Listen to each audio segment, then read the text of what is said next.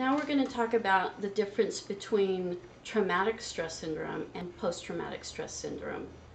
If it's recently happened to someone, they're going to probably try to avoid it, and if they're in the military, the phrase "suck it up and drive on" is going to be kind of what's motivating them. They don't want to put themselves at risk by talking to their command about it. So they would probably be spending more time alone, not socializing. They may get in trouble. They may have an Article 15. They may be put on extra duty. And their stress is going to manifest in different ways. They may start spending a lot more time on the computer. They may do harmful types of things like cutting or something that's going to momentarily take the pain away. The post-traumatic stress, if it's been a long, long time, sometimes people have been married multiple times. They can't make relationships work because they withdraw. They're usually not close with their spouse or family members.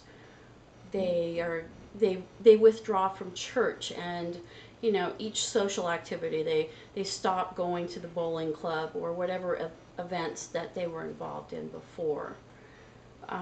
So it's really hard to determine that that's post-traumatic stress, but essentially, the concept of isolation becomes kind of where they're going, and what they're living for is not to be bothered.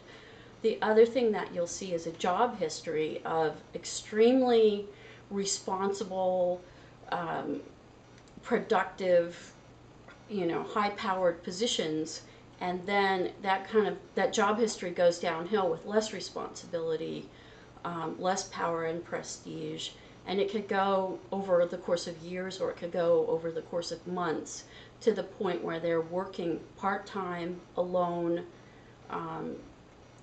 and not having anything to do with anyone, to becoming unemployed.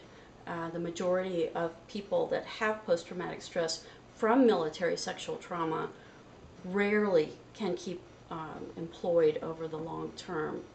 So if you suspect that, or you've heard that from them,